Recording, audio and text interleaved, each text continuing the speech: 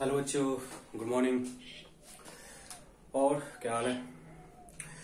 तो बच्चे हम लोग सॉल्ट वाले पार्ट को कर रहे थे ना, और प्रीवियस लेक्चर में हम लोग सॉल्ट के प्रॉपर्टीज को ना स्टडी कर चुके थे। बहुत सारे प्रॉपर्टीज थे, वहां पे मैंने आपको दो मोस्ट इंपोर्टेंट प्रॉपर्टीज था, जो कि इसका सॉल्युबिलिटी था एंड हाइड्रोलाइसिस ऑफ सॉल्ट। ये दो मोस्ट इंपोर्टेंट प्रॉपर्टी था। आई होप आप लोग उस लेक्चर्स को प्रॉपर वे से कर लिए होंगे। Okay, and apart from this हम लोग सॉल्ट्स का क्लासिफिकेशन किए थे, that is acidic salt, normal salt, basic salt. ठीक है, ये सारे उसके क्या थे, टाइप्स थे। ठीक है, आज हम लोग करेंगे बच्चे सॉल्ट का प्रिपरेशन। ठीक है, सॉल्ट के प्रिपरेशन में हम, जैसा कि आपको प्रीवियस लेक्चर में बोले थे, हम सॉल्ट के प्रिपरेशन को दो पार्ट में क्लासिफाई करेंगे। First one is the preparation of soluble salt and second one is the preparation of insoluble salt. And in case of insoluble salt, ठीक है, इसको करने के बाद and after insoluble salt preparation, ठीक है, हम देखेंगे कुछ सॉल्ट का प्रिपरेशन इन लेबोरेटरी। जो हम यहां पे करेंगे उसी चीज को हम लैब में कैसे प्रिपेयर करते, उस चीज को हम लोग फॉलो करेंगे। ठीक है, तो मोस्ट इंपोर्टेंट पार्ट आपका है किसका, formation of soluble salt. And जो इनसॉल्युबल सॉल्ट है उसमें देखो, हम जो पार्ट हम किए थे पिछले क्लास में सॉल्युबिलिटी, उसका एक बहुत बड़ा इंपोर्टेंस है आगे इस वाले पार्ट में जो कि हम अब करने वाले हैं, that is preparation of soluble salt as well as preparation of insoluble salt. इसमें सॉल्युबिलिटी टर्म का बहुत बड़ा रोल है। ठीक है, तो आप पीछे वाले पार्ट को जल्दी से क्या करना, रिवाइज कर लो कि सॉल्युबिलिटी वाले पार्ट में हम लोग क्या क्या किए थे। ठीक है, यदि आपका वो वाला पार्ट क्लियर है, देन हम जो आगे करेंगे तो आपको पता होगा था ना, पहले फर्स्ट ऑफ ऑल आपको ये पता होना चाहिए ना कि कौन सा सॉल्ट सॉल्युबल है, कौन सा सॉल्ट इनसॉल्युबल है। तो उसमें हम आपको पूरा का पूरा एक ब्रीफ आइडिया दे दिए थे, किस किस टाइप के सॉल्ट को हम बोलते हैं सॉल्युबल सॉल्ट और किस किस टाइप के सॉल्ट को हम बोलते हैं इनसॉल्युबल सॉल्ट। जल्दी से रिकैप करते हैं। First, salt of potassium sodium, ammonium हमेशा क्या होता है, सॉल्युबल होता है। जितना भी सॉल्ट है, इन तीन का जो भी सॉल्ट है वो हमेशा क्या होगा, सॉल्युबल होगा।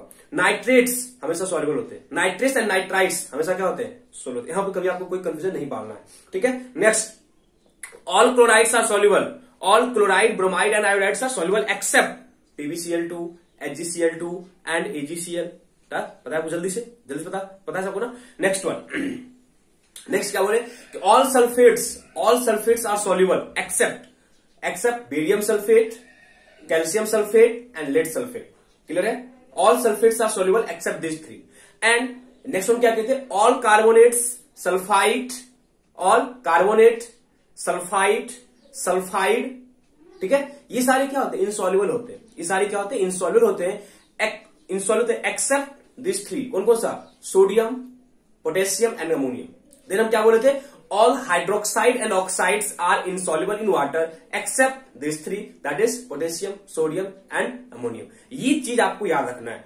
सॉल्युबिलिटी यदि आपको इतना पता है तो ना आप आगे कर सकते हो। एक चीज हम आपको और बताए थे कि एक जो क्लोराइड है PbCl2, वो हॉट वाटर में क्या होता है, soluble but not in cold water. जहां पे हम लिखे थे क्लोराइड वाला पार्ट, वहां पे हम इस चीज को लिखाए थे। तो ये सारे सॉल्युबिलिटी के डाटा है। क्योंकि बच्चे हम देखो, अब हम आपको कॉमन सेंस इतना तो काम कर ही गया होगा ना कि अब हम जो पार्ट कर रहे हैं वो है किसकी सॉल्युबिलिटी, सॉल्ट का प्रिपरेशन।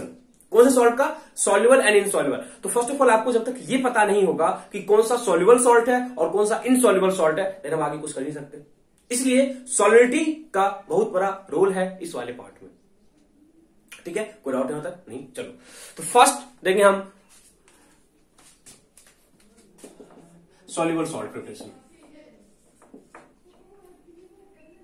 सॉल्युबल सॉल्ट प्रिपरेशन,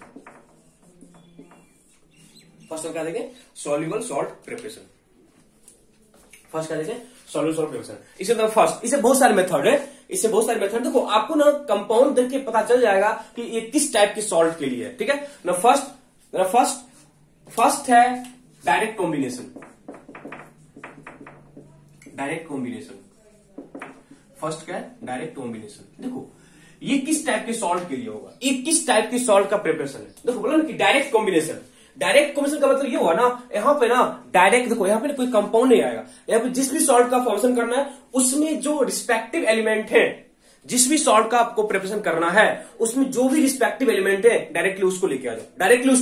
कोई भी है ना, मतलब कि ऐसा नहीं कि उसके कंपाउंड्स ये वो कुछ नहीं होना है। डायरेक्ट, देखो नाम क्या है, डायरेक्ट कॉम्बिनेशन। इट मीन्स जो भी सॉल्ट हमको फॉर्म करना है, keep in mind soluble salt. जो भी सॉल्युबल सॉल्ट हमको फॉर्म करना है, उस सॉल्युबल सॉल्ट में जो भी वहां पे एलिमेंट है डायरेक्टली आप उसको लेके आ जाओ, आपका सॉल्ट फॉर्म हो जाएगा। आपका सॉल्ट क्या हो जाएगा? फॉर्म हो जाएगा। सपोज हमको FeCl3 फॉर्म करना है, कुछ भी कर लो, है ना, हमको कुछ भी फॉर्म करना है, ठीक है, हमें कुछ भी फॉर्म करना है, हम उसको लेके आ गए। देखो फॉर एग्जांपल हमें NaCl फॉर्म करना है, बता ना, NaCl क्या है? एक सॉल्युबल सॉल्ट है। बताया था ना कि सोडियम का जो भी सॉल्ट है वो सॉल्युबल होता है, सोडियम का, पोटेशियम का और अमोनियम का जो भी सॉल्ट है वो फॉर्म क्या होता है? वो सॉल्युबल होता है। NaCl फॉर्म करना है, सिंपली क्या बोलोगे? यहां पे मेरे पास क्या होगा? सोडियम होगा और क्या होगा? क्लोरीन होगा। मेरे पास क्या होगा? सोडियम है और यहां पे क्या? क्लोरीन है, तो सिंपल क्या बोलेंगे? सॉल्युबल होगा। सिंपल क्या बोलेंगे? सॉल्युबल होगा। सोडियम एंड क्लोरीन, तो आपको देखने में लग रहा होगा बच्चे कि ये मेटल है और ये क्या है? नॉन मेटल है। ये क्या है? नॉन मेटल है। फॉर्म किया, क्या बना? सॉल्ट। क्या बना? सॉल्ट। इट मीन्स आप बच्चे ये तो बोल सकते हो ना कि इन डायरेक्ट कॉम्बिनेशन या during direct combination for the formation of soluble salt, for the formation of soluble salt directly a metal and non-metal combine to form a salt, to form a soluble salt. आप लिखो during direct combination simply metal and non-metal simply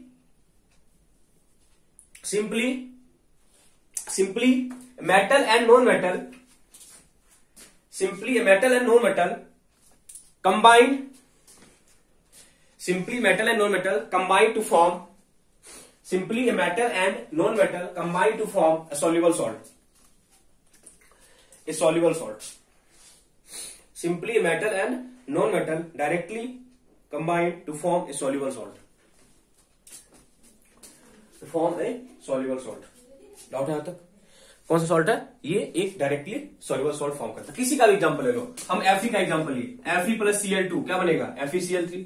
पता है FeCl3 all the chlorides, bromides and iodides are soluble except, पता है आपको, mercury का chloride, Ag का chloride, lead chloride, यही था ना, बाकी सब क्या होता है? सॉल्युबल होते हैं। ये चीज याद रखना, जैसे हम पार्ट कर रहे हैं ना उससे आपको सारा कुछ पता चल जाएगा।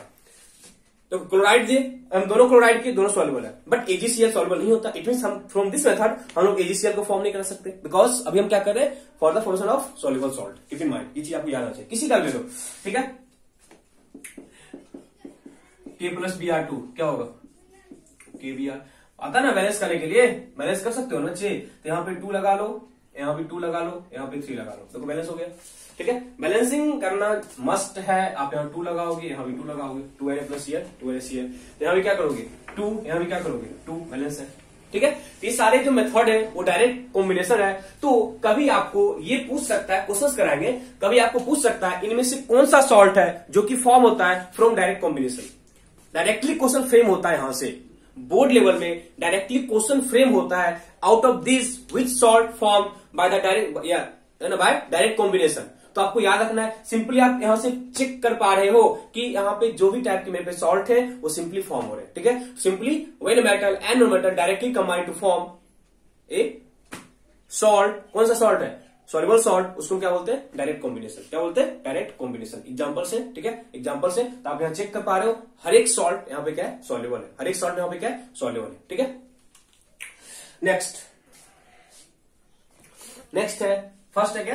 Direct combination. नेक्स्ट है सिंपल डिस्प्लेसमेंट। नेक्स्ट मेरे पास क्या है? Simple displacement. देखो, डिस्प्लेसमेंट का नाम आप सुने हो, डिस्प्लेसमेंट हम कर चुके बच्चे ऑलरेडी, कि whenever any acid react with metal it form salt, और यहां से क्या होता है? H2 गैस इवॉल्व होता है, और यहां से क्या होता है? H2 गैस इवॉल्व होता है। अब देखो यहां पे जो सॉल्ट फॉर्म हो रहा है बच्चे, वो फॉर्म हो रहा है डायरेक्ट सिंपल डिस्प्लेसमेंट। पता है ना डिस्प्लेसमेंट क्या होता है? When a more reactive metal displace less reactive metal from their compound या from their solution is called displacement reaction.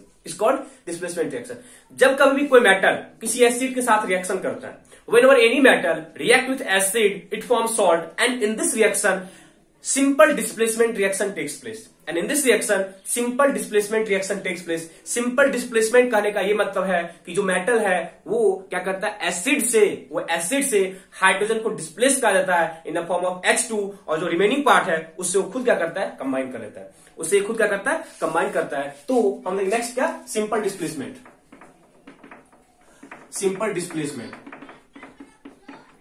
Simple displacement.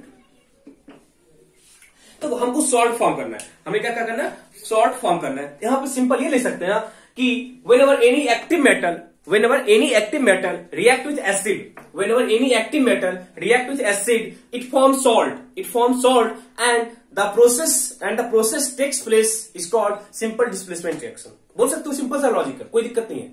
लिखो during simple displacement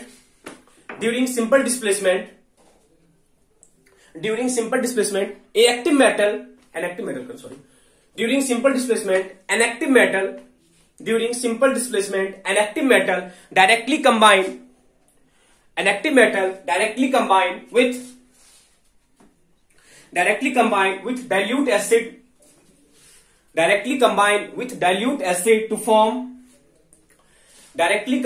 with dilute acid to form a soluble salt, directly combine with dilute acid to form a soluble salt। तो यहां पे जो process है वो कौन सा है, सिंपल डिस्प्लेसमेंट। यहां जो प्रोसेस है वो सिंपल डिस्प्लेसमेंट है। तो आप लोग रिएक्शन इजीली लिख सकते हो किसी डाउट के। देखो बिना किसी डाउट के, सोडियम मेटल है, एक्टिव मेटल है, when comes in contact with H2SO4, पता है आपको रिएक्शन आपको पता है क्या होगा, Na2SO4 प्लस क्या होगा H2, Na2SO4 प्लस क्या होगा H2 यहाँ पे गैस है, वो क्या होगा, रिएक्शन मिक्सर से क्या होगा, बाहर आएगा, reaction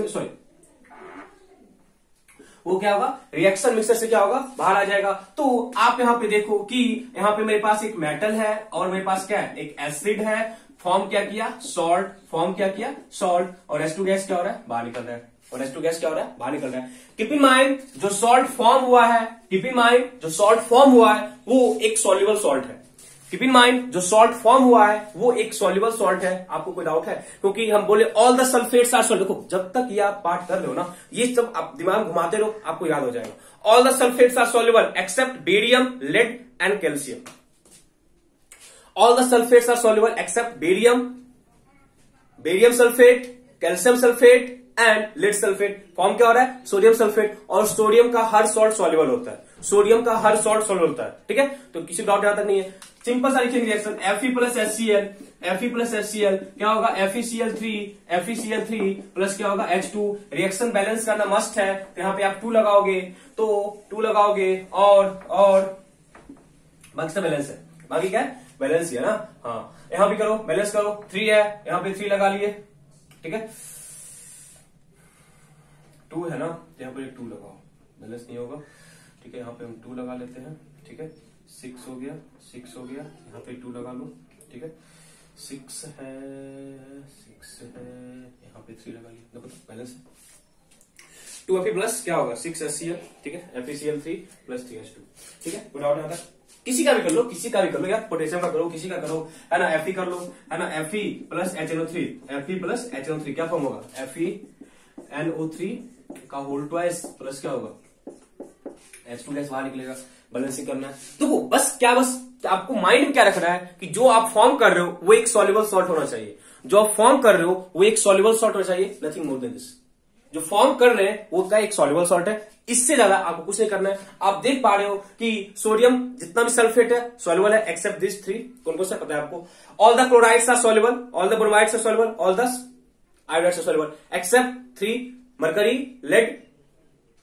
lead and silver. And all the nitrates में कोई आपको एक्सेप्शन लेना ही नहीं है, all the nitrates and nitrites are soluble, वहां कोई एक्सेप्शन नहीं है। तो ये जितने टाइप के सॉल्ट आपको फॉर्म हो रहे हैं सारे के सारे क्या है, सॉल्युबल है, सॉल्युबल। किसी को डाउट है, इट मीन्स इन डिस्प्लेसमेंट या सिंपल डिस्प्लेसमेंट, सिंपली जो लॉजिक है वो लॉजिक ये है कि metal when comes in contact with dilute acid it form salt along, और जो H2 गैस का इवॉल्व होता है। हम पहले आपको बोल चुके थे बच्चे, जब मैंने सॉल्ट स्टार्ट किया था उसी समय मैंने आपको बोला था कि सॉल्ट में जितने भी रिएक्शन हम लोग करेंगे वो डायरेक्टली हम लोग किए हुए। तो बस यहाँ पे आपको एक स्पेशल नेम मिल रहा है कि सिंपल डिस्प्लेसमेंट है। वहां पे हम क्या पढ़े थे, इसी रिएक्शन को हम पीछे क्या पढ़े थे, reaction of active metal with dilute acid हम पीछे किए हुए हैं, आपको पता है। आपको जब एसिड के केमिकल प्रॉपर्टीज को कर रहे थे तो वहां पे रिएक्शन हम किए हैं। बस यहाँ पे आपको एक अलग नाम आ गया, यहाँ पे आपको क्या अलग नाम आ गया, कुछ नहीं है। बट पहले बोल चुके सॉल्ट इंपोर्टेंट है, पूछेगा out of this which acid gets form during simple displacement process. अब देखो कंफ्यूजन मत पालना।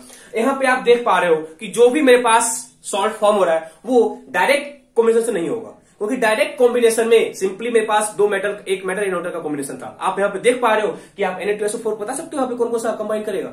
कभी आप बता सकते हो? यहाँ पे नहीं बता सकते। सोडियम ले सकते हो, बट सल्फेट कहां से आएगा? Sulphate must be from any acid, sulphate must be comes from any acid, not from direct non metal.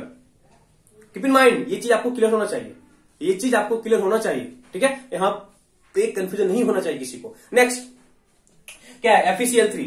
यहां पे आपको हो जाएगा कंफ्यूजन कि FeCl3 वहां भी था, यहां भी था, ठीक है? तो यहां पे होगा कंफ्यूजन, यहां पे होगा कंफ्यूजन। तो यहां पे होगा कंफ्यूजन, तो आप यहां पे आपको ऐसा देगा नहीं कंफ्यूजन, देगा तो आप दोनों ले सकते हो, क्योंकि आप इसको देख के ये बता सकते हो क्योंकि FeCl3 वहां भी होता है, FeCl3 यहां भी होता है, ठीक है? तो यहां पे आपको होगा कंफ्यूजन। तो इस चीज को आप इस तरह को, अदरवाइज यदि बच्चे यहां पे FeCl2 हो इसी रिएक्शन में एकदम Fe प्लस HCl, तो क्या होगा? FeCl2 भी फॉर्म करा सकते हैं और H2 भी फॉर्म करा सकते हैं, ठीक है? FeCl2 होगा तो आप बैलेंसिंग करोगे बच्चे, यहाँ पे 2 लगाओगे, यहाँ पे 2 लगाओगे तो बहुत सारा बैलेंस है। अब बट वहां पे FeCl3 हुआ था, यहाँ पे क्या है? FeCl2 है। अब कंफ्यूजन आपको नहीं होना चाहिए। It means FeCl3 gets formed from direct synthesis and also from this method, but FeCl2 always gets formed from this method, that is simple displacement. अब होगा कंफ्यूजन कि सर FeCl3 FeCl2 में कंफ्यूजन क्यों पा रहे हैं कि कभी हम FeCl3 बोल रहे हैं डायरेक्ट कॉम्बिनेशन से, FeCl2 हमें लिखा है। तो बच्चे एक चीज याद रखना, एक चीज याद रखना हमेशा कि Fe, आपको इतना पता होगा, आप लोग इतना पता है कि Fe का होता है वेरिएबल स्टेट, Fe का जो होता है स्टेट होता है वेरिएबल, Fe+2 भी होता है और Fe+3 भी होता है, पता है ना? Fe का होता है 2 स्टेट, एक होता है Fe+2, एक होता है Fe+3, और Fe जो +3 स्टेट में होता है स्टेबल। Fe का जो +3 स्टेट है होता है स्टेबल। इट मीन जब Fe डायरेक्ट कॉम्बाइन, देखो Fe का जब डायरेक्ट हो रहा है, कॉम्बिनेशन हो रहा होगा ना, तो वहां पे वो स्टेबल स्टेट में फॉर्म हो रहा है। बट यहाँ पे रिएक्शन किसके साथ है? एसिड के साथ है। यहाँ पे इसका कुछ अपना उतना एग्जिस्टेंस नहीं है जितना कि यहाँ पे बिकॉज ऑफ एसिड आएगा। तो हम ये लॉजिक बोल सकते हैं कि जब डायरेक्ट कॉम्बिनेशन है तो जो आयरन है वो अपने स्टेबल स्टेट में कंबाइन कर रहा होगा, बट यहाँ पे स्टेबल या नॉन स्टेबल दोनों हो सकता है। देखो Fe+2 भी होता है, Fe+3 भी होता है, बट +3 मोर स्टेबल होता है, ठीक है? तो ये आपको कंफ्यूजन नहीं होना चाहिए। इट मींस डायरेक्ट कॉम्बिनेशन में हम स्टेबल स्टेट को लेके जाएंगे, डायरेक्ट कॉम्बिनेशन में हम लोग उसके स्टेबल स्टेट को लेके गए, दैट इज +3 को लेके गए। But in simple displacement reaction जो +3 है या +2 है, दोनों आ सकता है। बट हमको यदि कुछ नहीं मेंशन किया हुआ है तो हमेशा हम +3 को लेके चलते हैं, हमेशा हम +3 को लेके चलते हैं, दैट इज FeCl3 का फॉर्मेशन, दैट इज Fe+3 के स्टेट में स्टेबल होता है। ये चीज आपको याद रखना होगा कि नथिंग, यदि आपको कुछ मेंशन नहीं किया हुआ है then always go for stable state, that is +3, ठीक है? कोई डाउट तक नहीं बच्चे, सिंपल सा लॉजिक है, ठीक है? लास्ट वन, Fe का नाइट्रेट है, आयरन का नाइट्रेट है, सिंपल है, नाइट्रेट है तो नाइट्रेट कहीं किसी नॉमिनल से तो आएगा नहीं, इट मींस यहाँ पे कोई कंपाउंड होगा नाइट्रेट का, that is either it is in the form of acid और in the form of salt. हम देखेंगे सॉल्ट वाला पार्ट में। कोई डाउट तक है किसी को? कोई डाउट तक किसी को नहीं है? ओके गुड, नोट कर लियो ना, नोट कर लियो ना। अभी तक हम 2 किए, एक हम किए डायरेक्ट, एक हम किए सिंपल डिस्प्लेसमेंट। एक क्या किए हम? डायरेक्ट। एक हम क्या किए? Simple displacement. Okay,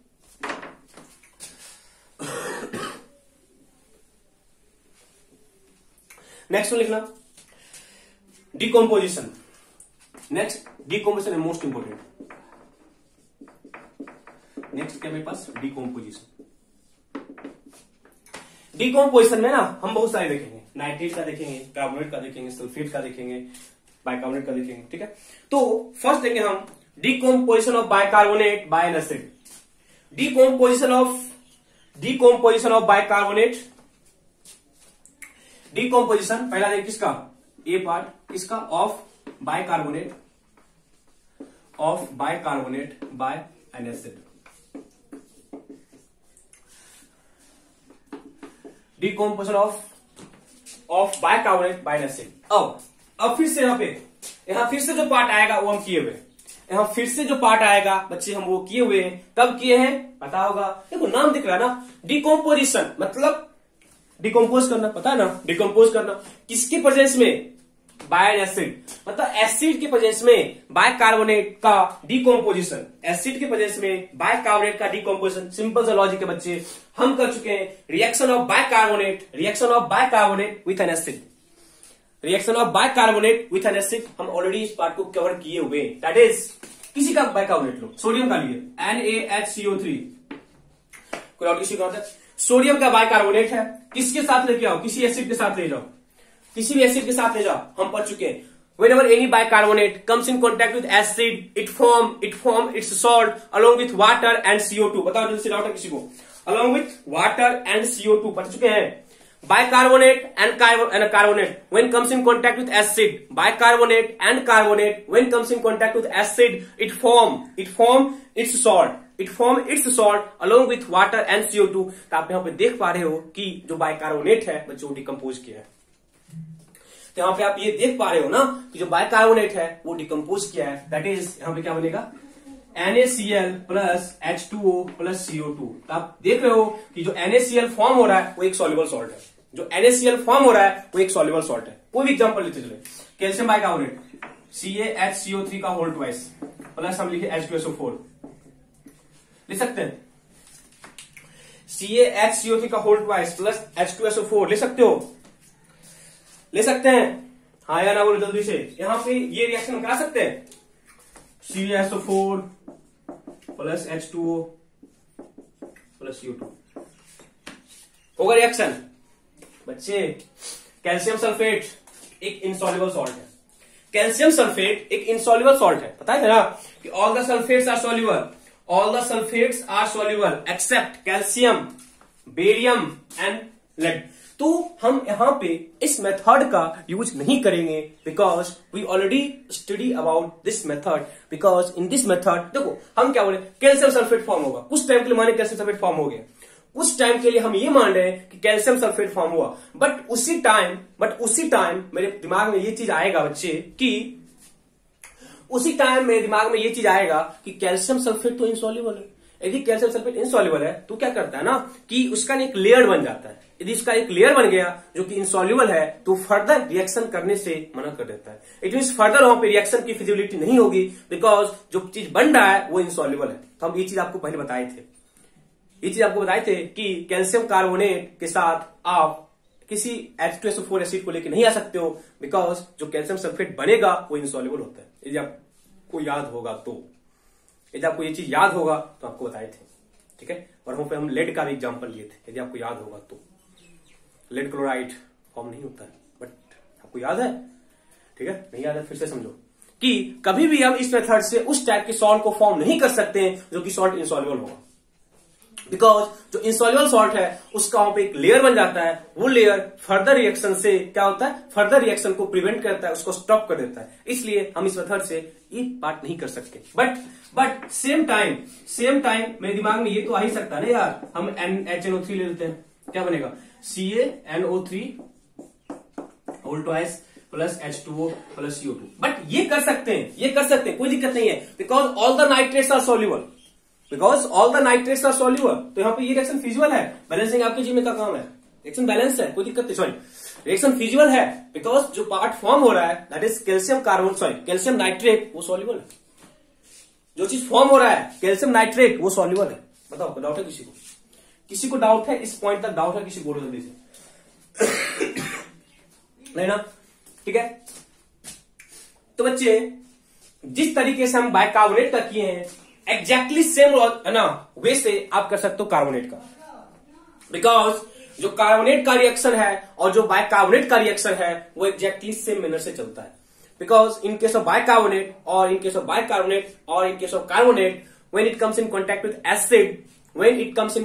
acid, it forms salt along with water and CO2। यहां पे आपको कोई कंफ्यूजन नहीं पालना है, ठीक है, तो स्किप कर दें इसको। इट मींस बट वहां पे आप ये चीज याद रखना कि calcium carbonate plus sulphuric acid calcium sulphate form नहीं होगा बिकॉज कैल्शियम सल्फेट इंसॉल्युबल है। यदि वो इंसॉल्युबल है तो वहां पे इसका क्या होता है, एक लेयर बन जाता है, वो लेयर फर्दर रिएक्शन से प्रिवेंट करता है। इस चीज को आप दिमाग में पुट कर लो, डेफिनेटली क्वेश्चन फ्रेम होगा यहां से, डेफिनेटली क्वेश्चन फ्रेम होगा जहां पे PbCl2 वाला पार्ट और कैल्शियम सल्फेट वाला पार्ट आपको पूछा जा सकता है। इस चीज को माइंड में पुट कर लो, ठीक है।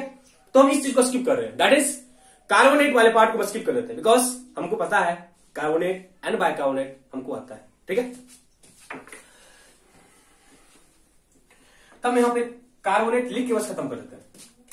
बी पार्ट क्या है, कार्बोनेट, बट वहां पे आप ये चीज लिख के कट कर लेना, CaCO3 plus H2SO4 calcium sulphate plus H2O plus CO2 नहीं फॉर्म होगा, बिकॉज कैल्शियम सल्फेट एक इनसॉल्युबल सॉल्ट है।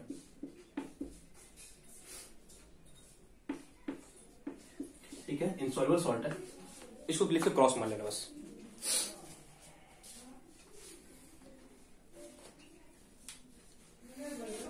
ठीक है, कोई डाउट तक नहीं है।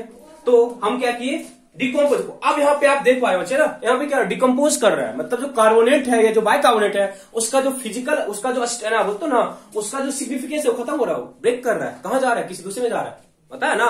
किसको बोलते हैं डिकम्पोजिशन, ब्रेकिंग, इसको डिकम्पोजिशन। सिंपल लैंग्वेज में, नहीं कुछ पता है साइंस का लैंग्वेज, इतना बोल सकते हैं ना। डिकम्पोजिशन का मतलब होता है डिकम्पोज करना, ब्रेक करना, खत्म। कोई डाउट यहाँ तक नहीं है, यहाँ तक कोई डाउट नहीं है ना। सो हम देख चुके हैं दो कंपाउंड का decomposition, carbonate and bicarbonate, with an exception आपको माइंड में रखना है। ठीक है, एक्सेप्शन माइंड रखना है, कार्बोनेट वाला पार्ट। ठीक है, दो हो गया। The next, decomposition of chloride, decomposition of chloride with concentrated sulphuric acid, decomposition of chloride, third part है, of chloride with sulphuric acid, sorry, with concentrated sulfuric acid, with concentrated sulfuric acid, with concentrated sulfuric acid। ठीक है, तो किसी भी chloride को लेके आगे, ठीक है, उसका रिएक्शन किसके साथ कराएंगे, सल्फ्यूरिक एसिड के साथ। किसके साथ कराएंगे, सल्फ्यूरिक एसिड के साथ। यहां भी क्या होता है, डिकम्पोजिशन, यहां भी क्या होगा, डिकम्पोजिशन। तो हम एग्जांपल लिया NaCl का, NaCl comes in contact with sulphuric acid, comes in contact with sulphuric acid. हम ये रिएक्शन पिछले क्लास में किए, पता है आपको, जहां पे हम लोग सॉल्ट के डिफिनेशन को कर रहे थे, हम बताए थे कि जब कैल्शियम क्लोराइड है और आगे सल्फ्यूरिक एसिड है, तो सल्फ्यूरिक एसिड का जो प्रॉपर्टी होता है, ये एक डाइप्रोटिक एसिड है। जब ये डाइप्रोटिक एसिड है तो ये दो स्टेप में H+ का लॉस करेगा। ये क्या करेगा, दो स्टेप H+ का लॉस करेगा, और वो जो कितने H+ का लॉस कर रहा है ये डिपेंड करता है टेम्परेचर पे। आपको पता होगा कि यदि टेम्परेचर 200 डिग्री सेल्सियस से कम है और सेम रिएक्शन में यदि टेम्परेचर 200 डिग्री सेल्सियस से क्या है, ज्यादा है, तो फर्स्ट वाले स्टेप में एक H का लॉस होता है और यहां बनता है NaHSO4। बाकी आपका काम है लिख लेना, क्या HCl बनेगा, साथ में क्या बनेगा, HCl बनेगा, और यहां क्या बनेगा, Na2SO4 प्लस HCl, क्या बनेगा, Na2SO4 प्लस HCl। तो आप देख पा रहे हो कि यहाँ पे जो भी दोनों सल्फेट, तो फर्स्ट में क्या बन रहा है, कैल्शियम बाइसल्फेट, और सेकंड में क्या बन रहा है, कैल्शियम सल्फेट। फर्स्ट में क्या बन रहा है, कैल्शियम बाइसल्फेट, सेकंड में क्या बन रहा है, कैल्शियम सल्फेट। दोनों केस में जो सब्सटेंस बन रहा है वो सॉल्युबल है, वो क्या है, वाटर सॉल्युबल है। ठीक है, वो क्या है, वाटर सॉल्युबल है। तो यहां भी क्या बोले हम, क्लोराइड का डिकम्पोजिशन हो रहा है। एग्जांपल ले लो, zinc chloride, ZnCl2 plus sulphuric acid, क्या बनेगा, ZnSO4 प्लस HCl। बैलेंसिंग कर लेना यार, बैलेंसिंग करना जरूर करना, बैलेंसिंग कर लेना हमेशा। क्लास के बाद बैलेंसिंग 2 मिनट 10 मिनट का टाइम लगेगा। क्लास जो ही आपका खत्म होता है उसके बाद आप बैलेंसिंग जरूर कर लिया करो। ठीक है, ये सल्फेट सॉल्युबल होगा, बिकॉज 3 सल्फेट सॉल्युबल नहीं होता है। तो यहाँ भी जो भी सॉल्ट फॉर्म हो रहा है वो क्या, सॉल्युबल सॉल्ट है, वो क्या सॉल्युबल सॉल्ट है। ठीक है, हो गया। थर्ड क्या था, हम तो अभी तक हम 3 डिकम्पोजिशन किए, अभी तक हम 3 के डिकम्पोजिशन, किसका कार्बोनेट का, किसका कार्बोनेट का, और बोलो बाइकार्बोनेट का, एंड किसका, क्लोराइड का। क्लोराइड में आपको याद रखना, यहाँ पे हम कंसंट्रेटेड सल्फ्यूरिक एसिड का यूज करते हैं, कंसंट्रेटेड सल्फ्यूरिक एसिड का यूज करते हैं। ठीक है, क्यों, आपका होमवर्क है। यहाँ पे हम कंसंट्रेटेड सल्फ्यूरिक एसिड का यूज क्यों करते हैं, हम लोग डाइल्यूट का यूज क्यों नहीं किए। ठीक है, तो ऐसे रिसर्च करना। ठीक है, नेक्स्ट, नाइट्रेट, डिकम्पोजिशन ऑफ, पता है नाइट्रेट क्या होते हैं, नाइट्रेट क्या होते हैं, सॉल्युबल। नाइट्रेट क्या होते हैं, सॉल्युबल। तो होता क्या ना, किसी भी नाइट्रेट और किसी भी क्लोराइड, किसी भी नाइट्रेट और किसी भी क्लोराइड का जो डिकम्पोजिशन है, किसी भी नाइट्रेट या किसी भी क्लोराइड का रिएक्शन डायरेक्टली एसिड के साथ नहीं होता है, डायरेक्टली किसी एसिड के साथ नहीं होता है। यहां पे हमें लेके आना पड़ता है, क्या, एक स्ट्रॉन्ग एसिड। यहां पे हम लेके आना है एक स्ट्रॉन्ग एसिड। तो एक ना, वो लोग इन जनरल आइडिया हम बच्चे ये बोल सकते हैं कि जो क्लोराइड है और जो नाइट्रेट है, वो जो सॉल्ट होगा वो एक स्ट्रॉन्ग एसिड का होता है। वो क्या होता है, एक स्ट्रॉन्ग एसिड का होता है। तो सिंपल सा फंडामेंटल क्या होता है, इसके पीछे का पता है फंडामेंटल क्या होता है। इसके पीछे का फंडामेंटल ये होता है कि कभी भी एक weak acid strong acid form नहीं कर सकता। कभी भी एक weak acid strong acid form नहीं कर सकता, बट एक strong acid weak acid form कर सकता है। एक strong acid weak acid form कर सकता है, बट एक weak acid strong acid form नहीं कर सकता। सोचना इसके बारे में। देखो हम क्या बोल रहे हैं, किसका डिकम्पोजिशन, नाइट्रेट का डिकम्पोजिशन ऑफ थर्ड, 3 हो गया ना, सी पार्ट है, नहीं डी पार्ट 3 हो गया, of nitrate, decomposition of nitrate with concentrated sulphuric acid, decomposition of nitrate with concentrated sulfuric acid, decomposition of nitrate with sulfuric acid कौन सा है, concentrate। अब ले लो एग्जांपल, किसका लो, सोडियम का ले लो, पोटेशियम का ले लो, क्या दिक्कत है, KNO3 NaNO3, क्या लेके आए, सल्फ्यूरिक एसिड, क्या लेके आए, सल्फ्यूरिक एसिड, क्या बनेगा बच्चे, पोटेशियम सल्फेट, क्या होता है, K2SO4 प्लस HNO3, क्या बनेगा, NaSO4 Na2SO4 प्लस क्या बनेगा, HNO3, ठीक है, HNO3, ठीक है, डाउट यहाँ तक है, सिंपल सा है। देखो अभी हम जो मेरे पास डिकम्पोजिशन था, डिकम्पोजिशन में हम लोग किए टोटल 4 टाइप के कंपाउंड का decomposition, carbonate, bicarbonate, chloride and nitrate. Keep in mind, in case of chloride and nitrate we use concentrated sulphuric acid. Other कोई एसिड यहाँ पे रिएक्शन नहीं कर सकता है। कीप इन माइंड, यहाँ पे कभी डाइल्यूट एसिड लेके मत आ जाना, यहाँ पे कभी भी डाइल्यूट एसिड लेके मत आ जाना, because in case of dilute acid कभी भी क्लोराइड एंड नाइट्रेट रिएक्शन नहीं करता है, कभी भी क्लोराइड एंड नाइट्रेट रिएक्शन नहीं करता है। But in case of carbonate and bicarbonate, in case of carbonate and bicarbonate, आप किसी एसिड को लेके आओ, वहां पे सॉल्ट और वाटर बनता है along with CO2, but keep in mind वहां पे कैल्शियम वाला पार्ट आप केयर करना, कैल्शियम सल्फेट का फॉर्मेशन हम नहीं करा सकते और लेड क्लोराइड का फॉर्मेशन नहीं करा सकते, because this two are insoluble salts, because this two are insoluble salts. तो आपको यहां तक कोई कंफ्यूजन नहीं होना चाहिए। ओके बच्चे, तो अभी हम क्या किए, थर्ड मेथड था डिकम्पोजिशन। अभी तक हम 3 मेथड कर लिए, सिंपल सिंथेसिस या simple combination, second one is simple displacement and third one is decomposition अब हम देखेंगे सिंपल न्यूट्रलाइजेशन रिएक्शन।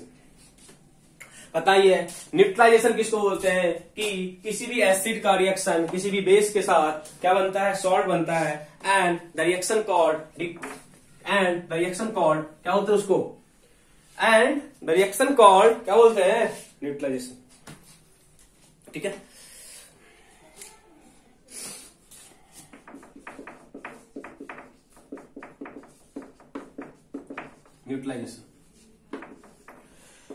न्यूट्रलाइजेशन में ना मैं लिखेंगे, लिखो whenever an acid comes in contact with base, whenever an acid comes in contact with base, whenever an acid comes in contact with base, it forms salt. Whenever an acid comes in contact with base, it forms salt. And the reaction called neutralization reaction. Comes in contact with base, it forms salt. Sorry. Whenever an acid comes in contact with base, it forms salt. And the reaction called neutralization reaction. Reaction भर के सकते हो, आपको दिक्कत नहीं है। Acid plus base क्या बनता है, एसिड प्लस बेस क्या बनता है, NaNO3 प्लस वाटर। आप देख पा रहे हो बच्चे, ये एसिड है और ये बेस है, और जो हमें फॉर्म हुआ है वो सॉल्ट है और क्या है, वाटर है। न्यूट्रलाइजेशन इसलिए बोलते हैं क्योंकि जो सॉल्ट बनता है उसका pH 7 होता है। कभी आपको पूछेगा why the reaction of acid and base is a neutralization reaction, Why the reaction of acid and base is a neutralization reaction? तो हम क्या बोलेंगे, because when acid and base react to each other to form salt, in this process जो salt बनता है वो chemical neutral होता है, that is its pH is equal to 7। यहाँ जो salt बनता है वो chemically neutral होता है, because in this case जो salt है उसका pH 7 होता है, because of its pH value it is called neutral salt. Sorry, because of its pH value equal to 7 it is called neutralization reaction. It is called a neutralization reaction. Okay? किसी का example लगाओ, example लेते चलो, भरमार example का H2SO4 plus KOH लिख सकते हो, क्या बनेगा, K2SO4 प्लस वाटर। बहुत सारे एग्जांपल है, आप लिख सकते हो, HNO3 प्लस MgOH का होल ट्वाइस, लिख सकते हो कुछ भी, ठीक है, लिख सकते हो, क्या लिखोगे, मैग्नीशियम नाइट्रेट MgNO3 का होल ट्वाइस प्लस वाटर, ठीक है। रिएक्शन फिर से आपके जिम्मे का काम है, ठीक है, रिएक्शन फिर से आपके जिम्मे का काम है।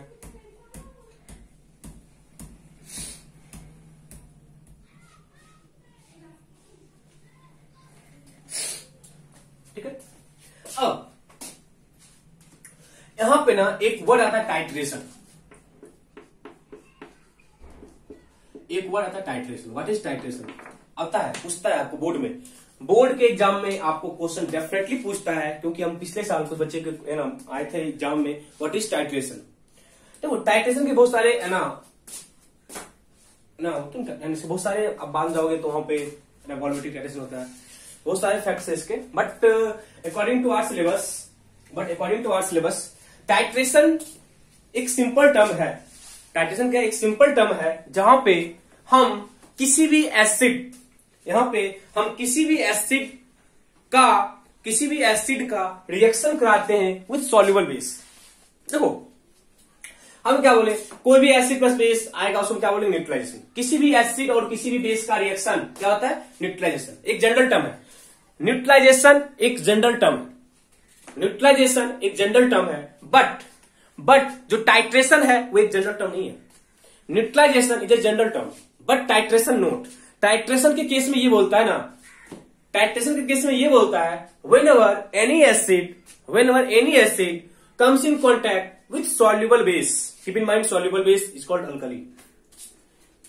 क्या बोले, whenever an acid comes in contact या whenever an acid react with soluble base, whenever an acid react with soluble base, it form a salt and that reaction, that process is called titration। but neutralization में soluble होगा या soluble नहीं होगा उससे कोई फर्क नहीं पड़ता है, उसको न्यूट्रलाइजेशन बोलते हैं। बट टाइट्रेशन में क्या होना है, टाइट्रेशन में होना क्या है, आपको सॉल्युबल बेस रखना है। क्या रखना है, सॉल्युबल बेस रखना है। तो लिखो टाइट्रेशन का डेफिनेशन। टाइट्रेशन के डेफिनेशन में एग्जांपल में आप ये लिख सकते हो, बट हम बोले थे कि कैल्शियम, मैग्नीशियम और कैल्शियम का जो होता है ना वो होता है स्पेरिंगली सॉल्युबल, बोल सकते हो, होता है लिटिल बिट सॉल्युबल होता है, बट आपको याद तो याद है ना यार कि all the hydroxide and all the oxides are soluble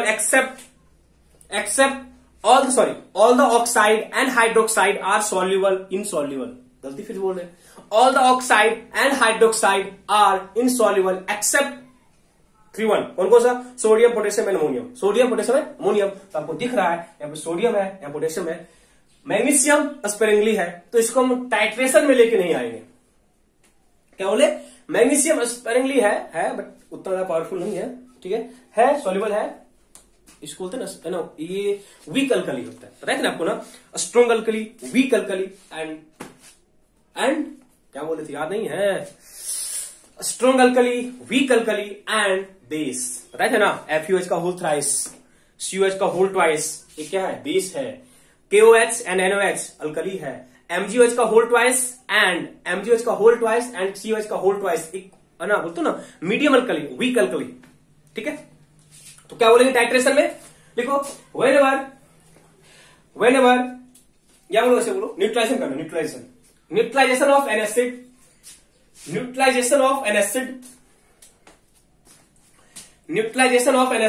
with a soluble base, neutralization of an acid with a soluble base, neutralization of an acid with a soluble base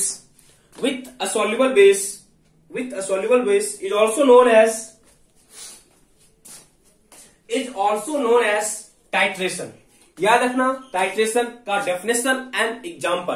देखो यदि आपको ये बताया बच्चे कि एसिड के साथ सॉल्युबल बेस आना है, सॉल्युबल बेस में आपको 2 बेस कम से कम हमेशा याद रखना है। हम हमेशा पोटेशियम और सोडियम की बात हम हमेशा कर रहे हैं, इससे कभी आपको कंफ्यूजन नहीं रखना है, ठीक है, कोई डाउट नहीं है, ओके। आगे बढ़े हम, कहते हैं titration, neutralization of an acid with an soluble base is also called titration. It means they also known as neutralization, but apart from neutralization they also known as titration. Keep in mind, neutralization is also titration. But titration is not always neutralization. Titration is not always neutralization, because titration में हमें soluble base लेके आना होता है बच्चे, but neutralisation में आप किसी बेस को लेके आओ, डजंट मैटर, डजंट मैटर। आपको यहां तक कंफ्यूजन है नहीं ना? न्यूट्रलाइजेशन एंड टाइट्रेशन क्लियर है आपको? क्लियर है ना? गुड। नेक्स्ट हमारे बच्चे लास्ट टाइप है कि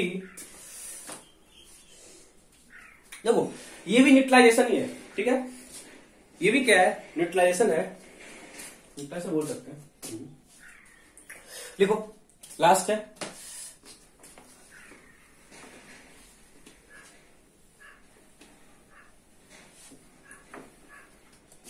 ठीक है, by the action of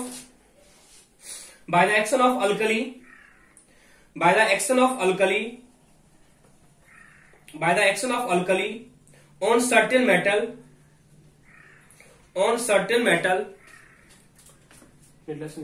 by the action of alkali का करे मतलब है कि जो soluble है, by the action of alkali on certain metal, action of base, ऐसा करो ना, base alkali रखो क्योंकि base तो डिफरेंट है, alkali with certain metal metal में स्पेशली एल्युमिनियम और जिंक की बात करेगा, ऑक्साइड एंड हाइड्रोक्साइड। किसी भी अल्कली बोला ना, किसी भी अल्कली का किसके साथ, किसी भी ऑक्साइड के साथ, किसी भी हाइड्रोक्साइड के साथ या किसी मेटल के साथ रिएक्शन। अब एक क्वेश्चन माइंड में आता है कि हम यहां पे एल्युमिनियम और जिंक को क्यों लिए? एल्युमिनियम और जिंक को लेने के पीछे ये रीजन है कि because these two metals and their oxide, so these two metals oxide are amphoteric in nature. These two metals oxides are amphoteric in nature. We already study about amphoteric natures in periodic properties. बताए थे आपको, beryllium था, gallium था, aluminium था, zinc था, lead था, ये सारे क्या होते हैं? ये सारे क्या होते हैं? आपको एम्फोटेरिक ऑक्साइड फॉर्म करते हैं। ये एम्फोटेरिक होते हैं नेचर, मतलब क्या कि वो एसिड के साथ रिएक्शन कर सकता है या वो बेस के साथ भी रिएक्शन कर सकता है। ठीक है, तो फर्स्ट आप लिखोगे रिएक्शन किसका? फर्स्ट यदि आपको बोला रिएक्शन किसका? एल्युमिनियम का रिएक्शन किसके साथ? NaOH के साथ। लिखे एल्युमिनियम का किसके साथ? NaOH के साथ। सेम हम NaOH का रिएक्शन किसके साथ लिखे? जिंक के साथ। Metal with base, metal with, इसको न्यूट्रलाइजेशन मत बोलना, मेटल विथ बेस, समझिए मेटल विथ एसिड क्या था? सॉल्ट अलोंग विथ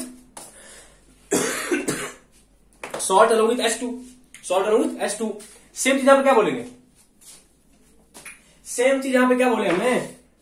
सेम चीज हम ये बोल सकते हैं कि यहां पे आपको मेटल दिख रहा है और यहां पे मेरे पास बेस है, तो यहां पे बनेगा सॉल्ट अलोंग विथ H2।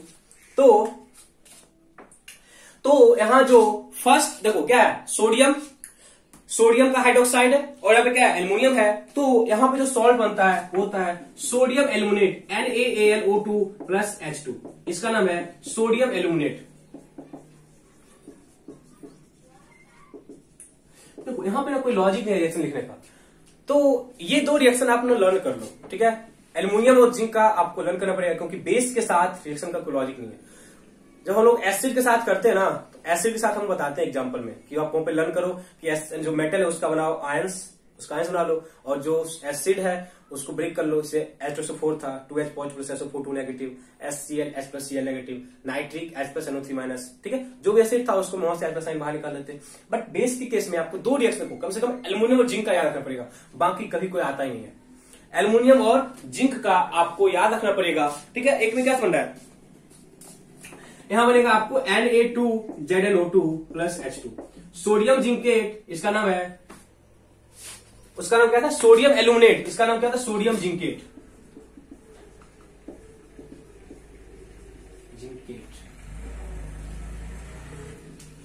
ठीक है, first one is sodium aluminate and second one is sodium zincate. तो जिस तरीके से तो जिस तरीके से आप इसके ना मेटल कहे थे, सेम वे से आप इसके ऑक्साइड या हाइड्रोक्साइड को लेके आ सकते हो। प्रेजेंट मैटर आप क्या लोगे इसके Al2O3 प्लस NaOH, या हम AlOH का होल थ्राइस प्लस NaOH बोल सकते हो, कोई दिक्कत नहीं है। ऊपर क्या है, ऑक्साइड है, बनना सेम चीज है, बनना मेरे पास सेम चीज ही है, कोई दिक्कत नहीं है। But in the place of H2 मेरे पास वाटर आ जाएगा। जहां पे आपको H2 बन रहा है ना, वहां पे क्या आ जाएगा, वाटर आ जाएगा। जहां पे आपको H2 बन रहा है वहां पे वाटर बन जाएगा, बनना सेम ही चीज है, NaAlO2, but in the place of H2 we form water. देखो हर जगह मेरे पास सोडियम का ही कंपाउंड आ रहा है, एंड सोडियम का जो सॉल्ट होता है वो सॉल्युबल होता है। हर जगह हमें सोडियम का ही सॉल्ट आ रहा है, जो सोडियम का सॉल्ट होता है बच्चे वाटर में सॉल्व होता है। तो इन the place of sodium you can also use potassium. जहां पे आप NaOH यूज कर रहे हो फ्रीक्वेंटली, वहां पे आप KOH भी यूज कर सकते हो, कोई फर्क नहीं पड़ता है। जहां पे हम लोग NaOH यूज कर रहे हैं बच्चे, वहां पे हम KOH भी यूज कर सकते हैं, कोई फर्क नहीं पड़ने वाला है। ठीक है, आप जिंक का भी एग्जाम्पल ले सकते हो, जिंक ऑक्साइड का एग्जाम्पल लो, जिंक ऑक्साइड का एग्जाम्पल लो, क्या फर्क पड़ता है, जिंक ऑक्साइड प्लस KOH। ठीक है, क्या लेंगे हम, देखो तो क्या बनेगा, K2ZnO2 प्लस H2O, क्या फर्क पड़ता है, क्योंकि बच्चे, क्योंकि जो नेचर सोडियम का है वही पोटेशियम का है, because all the salts of sodium and potassium are soluble in water. ठीक है, तो ZnOH का होल ट्वाइस प्लस KOH क्या बनेगा, K2ZnO2 प्लस H2। बैलेंसिंग कर सकते हो बच्चे। तो यहां पे हम क्या बोले, किसी भी अल्कली को लेके आए और मेरे पास दो वेल नोन अल्कली है, मेरे पास दो वेल नोन अल्कली है, that is sodium hydroxide and potassium hydroxide. किसी भी अल्कली का रिएक्शन हम मेटल के साथ कराए, या उसके ऑक्साइड को ले सकते हैं या उसके हाइड्रोक्साइड को ले सकते हैं, वे सबका सेम ही है। और आपको यहां पे हम क्या बोले, apart from this I think हमको और कोई रिएक्शन कहीं पूछेगा नहीं, बेस का विथ बेस का रिएक्शन विथ मेटल और विथ देयर हाइड्रोक्साइड। अब किसी का माइंड में ये बन रहा होगा बच्चे कि किसी के माइंड में ये चीज बन रहा होगा कि जहां पे हम एल्युमिनियम हाइड्रोक्साइड लिखे वहां पे हम KOH लेके आ गए, तो दिमाग में झंडा गया होगा, दिमाग में तो हो गया, मुखरा नहीं हुआ बच्चे, ये भी बेस है और ये भी बेस है, तो बेस और बेस करेगा रिएक्शन, बेस और बेस करेगा रिएक्शन, ये भी बेस है और ये भी बेस है, करेगा रिएक्शन। जल्दी से कुछ तो बोल लो, बेस और बेस करेगा रिएक्शन, हाँ या ना, बेस और बेस कर सकता है रिएक्शन। माइंड में कुछ चीज आ रहा है कि क्या रीजन होगा इसके पीछे, अरे यार सिंपल सा है, ये एम्फोटेरिक है, ये क्या है, एम्फोटेरिक है, और एम्फोटेरिक इट मींस यदि ये एम्फोटेरिक है तो इसके सामने बेस आ गया, रिएक्ट कर रहा होगा एज एसिड। बताए थे आपको जब हम पीरियोडिक प्रॉपर्टीज कराए थे। एम्फोटेरिक मतलब क्या होता है, they can react with acid as well as base, doesn't matter. ठीक है, तो जब उसके सामने बेस आएगा तो वो itself act as acid, itself act as acid, but इसके सामने यदि एसिड आ गया तो itself act as base, itself act as base, कोई फर्क नहीं पड़ता है, कोई भी फर्क नहीं पड़ता है। आपको क्लियर है ना रिएक्शंस, ये वाला इंपोर्टेंट दो है, NaAlO2 और Na2ZnO2, sodium aluminate and sodium zincate. इसके बाद अलावा आपको कभी कोई रिएक्शन नहीं आने वाला है, कभी बेस का, कभी भी आएगा बेस का रिएक्शन तो। ठीक है, तो बच्चे इतने टाइप्स जो हम किए, ये सारे टाइप्स थे for the formation of strong soluble base, क्या बोल रहे हैं, for the formation of soluble salt, for the formation of soluble salt. तो हम जितना मैक्सिमम वे हो सकता था आपको लर्न कराने की कोशिश किए। अब इट्स योर ड्यूटी, आप कैसे इसको लर्न करते हो। ठीक है, तो एक बार आप करोगे तो जो भी पॉइंट्स हम बोले, यदि आपको वो क्लियर है, नहीं क्लियर है तो आप वीडियो को दोबारा देख लो एक बार, कहां पे क्या पॉइंट है, आप उसके अकॉर्डिंग अपने स्टेटमेंट को बना के लिखो। ये बेस्ट वे है कि किसी भी चीज को आप याद कैसे रखते हो। ठीक है, अपना स्टेटमेंट क्या था वहां पे, कैसे तुम याद रखते हो। हम देखो हर चीज हम सॉल्वर पे लेके घुमा दी, सारा कुछ हर चीज हम बताए। जब इन चीजों को एक्सप्लेन कर रहे थे तो हम फिर से सॉल्विटिव आइटम को बोले, क्योंकि अब हम जो पार्ट पढ़ने वाले बच्चे, they are for formation of insoluble salt, they are for the formation of insoluble salt. आपको यहां तक कोई डाउट है, आपको यहां तक कोई डाउट है तो बोलो। यहां तक किसी पॉइंट में कोई डाउट है तो आप फ्रीक्वेंटली पूछ सकते हो, किसी बिना किसी हेजिटेशन के। ठीक है, नहीं ना।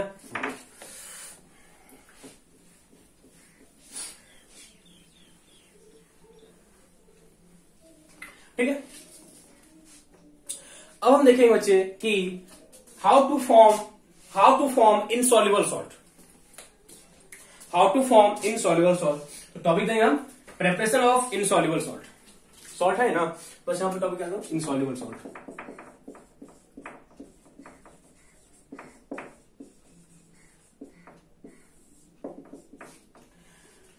Preparation of insoluble salt. यहां भी फर्स्ट लेके आओ किसका, यहां भी फर्स्ट किसका लेके आओ, डायरेक्ट कॉम्बिनेशन। फर्स्ट क्या लेके आएंगे, डायरेक्ट कॉम्बिनेशन।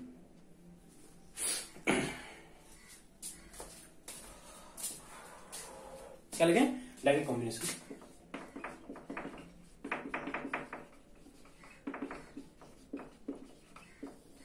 तो हम यहां पे उस टाइप के सॉल्ट फॉर्म कर रहे हैं बच्चे जो कि वाटर में इनसॉल्युबल है, जो कि वाटर में इनसॉल्युबल है। बहुत सारे हम देख लेंगे कौन कौन सा सॉल्युबल है, कौन कौन सा इनसॉल्युबल है। तो हम पढ़ चुके थे कि जितने भी क्लोराइड है, अब वो डायरेक्ट कॉम्बिनेशन बोला बच्चे, डायरेक्ट कॉम्बिनेशन में हमें फिर से वही लॉजिक लेके आना पड़ेगा। एक मेटल लेके आओ, एक नो मेटल लेके आओ, आप डायरेक्ट कंबाइन कर लो, कोई फर्क नहीं पड़ता। बट कीप इन माइंड कि यहाँ पे जो सॉल्ट है वो इनसॉल्युबल सॉल्ट होना चाहिए।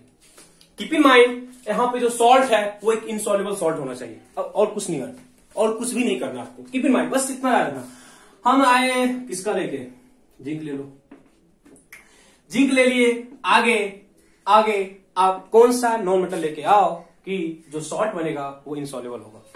आगे आप कौन सा नॉन मेटल लेके आओ कि जो सॉल्ट है वो इनसॉल्युबल है। क्या बोले, क्लोराइड तो सॉल्युबल होता है, ब्रोमाइड तो सॉल्युबल होता है, आयोडाइड तो सॉल्युबल होता है, एक्सेप्ट थी दो तीन है, मरकरी का, आयरन सॉरी लेड का, and last one is AG. Atoms S लेके आ गए, जिंक सल्फाइड बनेगा, बताओ जल्दी। Sulphide, all the sulphides are insoluble, all the sulphides are insoluble. PB plus S lead sulphide, Fe plus S iron sulphide. बताओ किसी में कोई डाउट है, किसी में कोई डाउट है, डायरेक्ट होता है, हीट करते जाओ, सब मीटिंग होता है, कोई डायरेक्ट कमेंट नहीं कर सकता, डायरेक्ट कमेंट करेगा, ठीक है।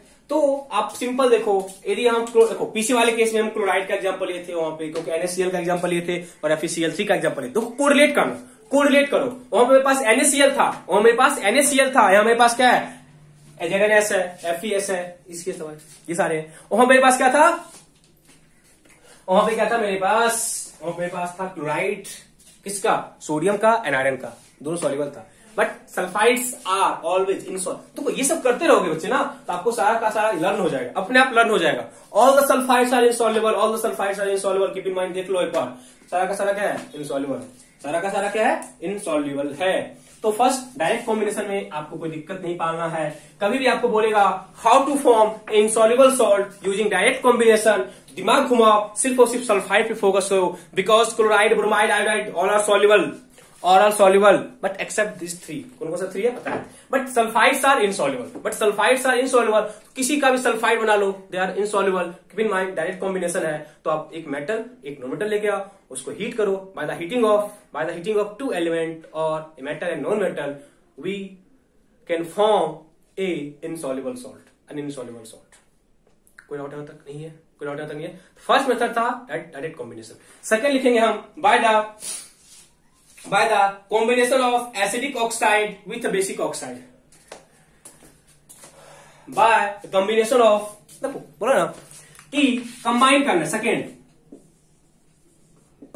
combination of acidic oxide with basic oxide, combination of acidic oxide with basic oxide। आपको पता ही है एसिडिक ऑक्साइड किसका होता है, नॉन मेटल का, एंड बेसिक ऑक्साइड किसका होता है, मेटल का। एसिडिक ऑक्साइड किसका होता है, नॉन मेटल का। बेसिक ऑक्साइड किसका होता है, मेटल का। तो आपको ये दिमाग में रखना है कि जो आप यहां पे सॉल्ट फॉर्म करोगे, आपको ये दिमाग में रखना है कि जो आप यहां पे सॉल्ट फॉर्म करोगे वो एक इनसॉल्युबल सॉल्ट होगा। आप जो यहां पे सॉल्ट फॉर्म करोगे बच्चे, वो एक इनसॉल्युबल सॉल्ट होगा। इस चीज को आपको दिमाग में रखना है। तो हम लेके चलते हैं, बताओ क्या एग्जांपल है।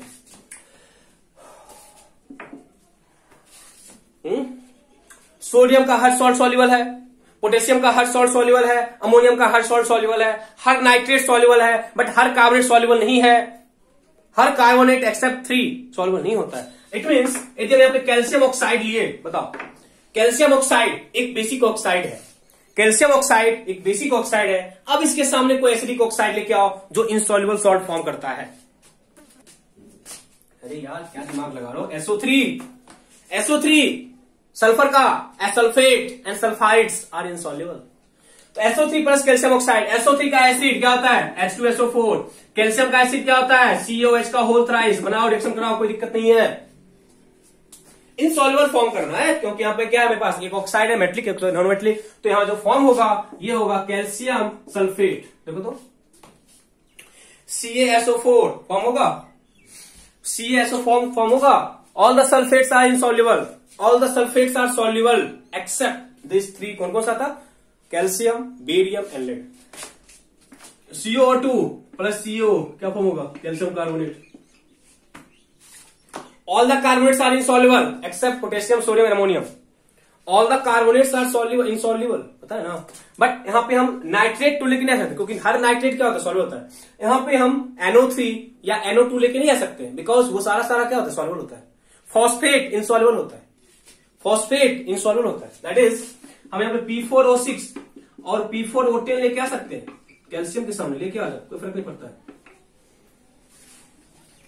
लेके आ सकते हो, कोई दिक्कत नहीं है। Because phosphates are insoluble, because phosphates are insoluble. It means जो P4O6 एंड P4O10 है, these are the oxides of non matter, these are the oxides of non-metal and it acts as an acidic oxide. When it comes in contact with basic oxide, it forms a salt which is insoluble because all the phosphates are insoluble except 3 1।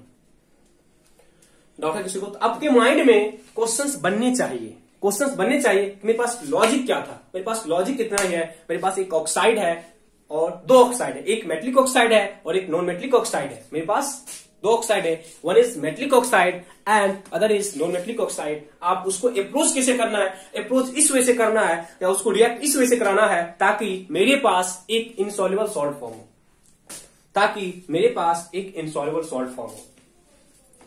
Doubt किसी को यहां तक doubt किसी को नहीं ना? तो अभी तक हम 2 मेथड किए। First one is direct combination and second one is combination of an acidic and basic oxide. Next one है बाय द प्रेसिपिटेशन रिएक्शन, या इसे बोलते हैं डबल डिकम्पोजिशन, डबल डिस्प्लेसमेंट बोलो, डबल डिस्प्लेसमेंट बोल सकते हैं, डबल डिकम्पोजिशन बोलते कोई दिक्कत नहीं है।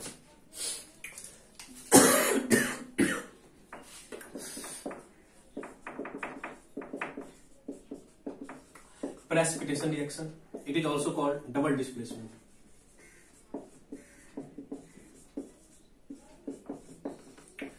Double displacement or double decomposition or double decomposition or double decomposition। तो सिंपल सा बनना है। तो बहुत सारे रिएक्शन है, डबल डिस्प्लेसमेंट बहुत सारे हैं, तो आपको सिर्फ और सिर्फ माइंड में ये चीज रखना है कि हमें जो फॉर्म करना है वो एक इनसॉल्युबल सॉल्ट फॉर्म करना है, बिकॉज इस रिएक्शन का नाम ही है प्रेसिपिटेशन रिएक्शन। यदि इस रिएक्शन का नाम ही है प्रेसिपिटेशन रिएक्शन, इट मीन्स जो सॉल्ट हमें फॉर्म करना है वो as a PPT, that is as a precipitate, surface पे नीचे आके जमा हो जाए, सरफेस पे नीचे आके जमा हो जाता है, तो क्या बोलते हैं, उस टाइप के सॉल्ट को हम क्या बोलते हैं, इनसॉल्युबल सॉल्ट। और इस रिएक्शन का नाम क्या बोलते हैं, and the reaction called precipitation reaction, बहुत सारे हैं, तो आप कहीं से स्टार्ट करो, क्या फर्क पड़ने वाला है। BaCl2 plus sulphuric acid complete करो, AgNO3 प्लस HCl कंप्लीट करो, ठीक है। PbCl2 प्लस HCl या H2SO4 लिख लो। यहाँ पे गलती से नाइट्रेट है ना, नाइट्रिक एसिड लेके मत आना, नाइट्रिक एसिड लेके आओगे तो पूरा का पूरा गच्चा खा जाओगे, ठीक है। कैल्शियम सल्फेट प्लस H2S तो बहुत सारे हैं। तो हर में होगा डबल डिकम्पोजिशन, हर में क्या होगा डबल डिकम्पोजिशन या डबल डिस्प्लेसमेंट, या आपको इसी को हम क्या बोलते हैं प्रेसिपिटेशन रिएक्शन। बिकॉज जो सॉल्ट यहाँ पे फॉर्म होगा, बिकॉज जो सॉल्ट यहाँ पे फॉर्म होगा they are insoluble, they are insoluble. ठीक है, देखो जल्दी से क्या क्या करेंगे। फर्स्ट क्या होगा barium sulphate BaSO4 plus HCl। Second one AgCl plus HNO3 plus HNO3। Next one PbSO4 plus HCl। Last one calcium sulphide CuSO4 Cu2S plus H2SO4। तो जब भी आप इस टाइप के रिएक्शंस को लिखते हो, जब भी आप प्रेसिपिटेशन रिएक्शन को लिखते हो, तो वहां पे जो सॉल्ट बन रहा है वो सॉल्ट इनसॉल्युबल सॉल्ट है। तो इसको रिप्रेजेंट करने का एक तरीका होता है, आप यहां पे एक डाउनवर्ड एरो लगाओ, आप यहां पे एक डाउनवर्ड एरो लगाओ। इस डाउनवर्ड एरो का मतलब होता है कि ये वहां पे सरफेस पे आके एक्युमुलेट हो जाता है, जमा हो जाता है, बिकॉज ऑफ इट्स इनसॉल्युबिलिटी नेचर।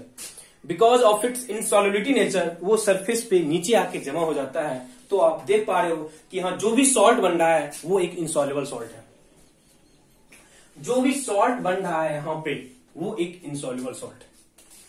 वो क्या है, एक इनसॉल्युबल सॉल्ट है। तो बच्चे यहाँ पे जितने भी सॉल्ट हम देखे हैं, यहाँ पे जितने भी आप देखे हो ना इनसॉल्युबल सॉल्ट फॉर्म हो रहा है, it is form from a soluble salt. समझ आया ना। बेरियम क्लोराइड एक सॉल्युबल सॉल्ट है। Silver nitrate, all the nitrates are soluble. Lead chloride soluble होता है in hot water. Lead chloride soluble होता है इन हॉट वाटर। नहीं रखना है तो यदि हमको इसको घुमा देना है तो घुमा भी सकते हो, कोई दिक्कत नहीं है। यहाँ पे लेड क्लोराइड मत रखो, लेड नाइट्रेट कर लो, कोई दिक्कत नहीं है, हटा इसको, कंफ्यूजन कर रखोगे। लेड नाइट्रेट का होल ट्वाइस, यहाँ पे क्या होगा HNO3। लेड नाइट्रेट सॉल्युबल है, all nitrates are soluble. Calcium sulphate, copper sulphate भी सॉल्युबल है, बिकॉज 3 सल्फेट सॉल्युबल नहीं होता, बाकी सब क्या सॉल्युबल होता है।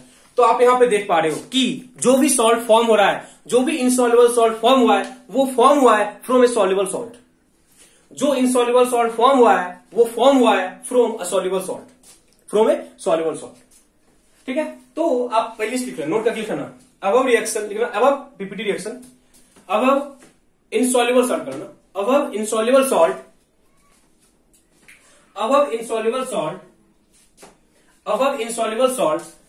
gets formed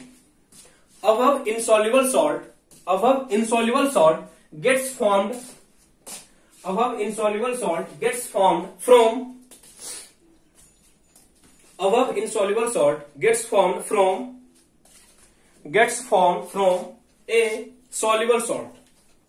From a soluble salt. Above insoluble salt gets formed from a insoluble salt. From a insoluble salt. ठीक है, बट हमें एक क्वेश्चन पूछ सकता है कि किसी इनसॉल्युबल सॉल्ट से हम किसी इनसॉल्युबल सॉल्ट का यूज करके किसी इनसॉल्युबल सॉल्ट को फॉर्म कर सकते हैं। मैं समझ नहीं आया आपको।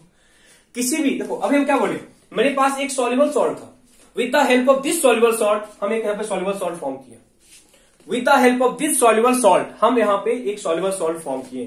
बट हमें क्या बोलेगा कि आप किसी इनसॉल्युबल सॉल्ट का यूज करके किसी इनसॉल्युबल सॉल्ट को फॉर्म कर सकते हो। हम क्या बोलेंगे, हाँ हम कर सकते हैं।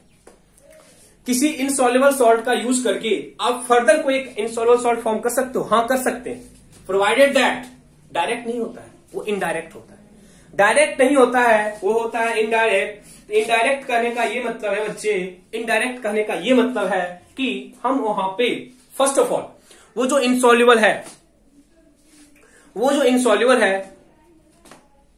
डायरेक्ट नहीं करते हैं। हम फर्स्ट ऑफ ऑल एक इनडायरेक्ट मेथड है जहां से पहले हम एक सॉल्युबल सॉल्ट फॉर्म करते हैं, फिर उसको लेके आते हैं इनसॉल्युबल सॉल्ट फॉर्म करते हैं। कभी माइंड नोट, इसको लिख लो, लिखाते हैं।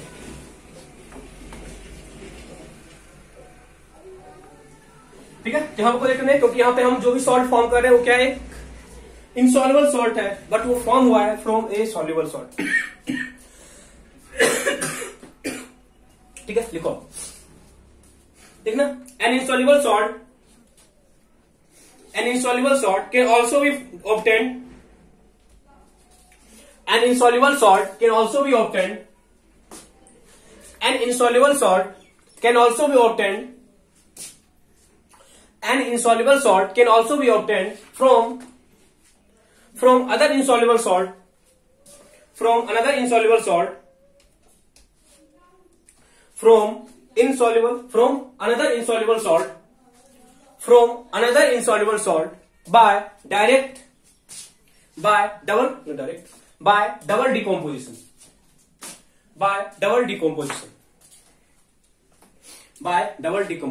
तो क्या होगा, हम किसी इंसॉल्युबल सॉल्ट को फॉर्म कर सकते हैं किसी अनदर इंसॉल्युबल सॉल्ट से यूजिंग डबल डिकम्पोजिशन। तो अब है ना, डायरेक्टली नहीं होता। पहले क्या होता है ना, आप उस इनसॉल्युबल सॉल्ट को एक सॉल्युबल सॉल्ट में फॉर्म करो, देन उस सॉल्युबल सॉल्ट से जो भी हम फॉर्म कर रहे थे वैसे प्रोसीड करते हैं। तो डायरेक्टली नहीं होता है, इनडायरेक्टली होता है। डायरेक्टली होता है, इनडायरेक्टली होता है। लिखना this process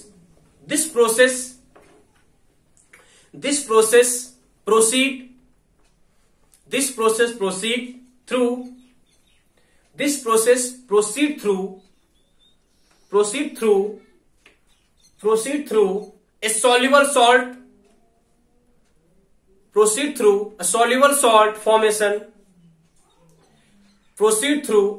salt formation as an intermediate. Proceed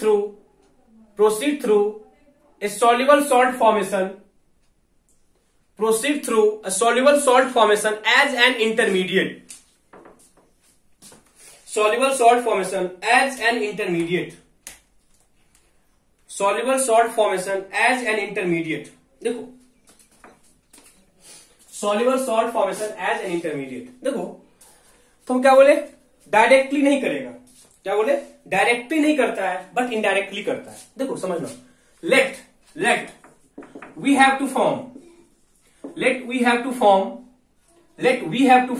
lead sulfate from lead oxide and lead carbonate।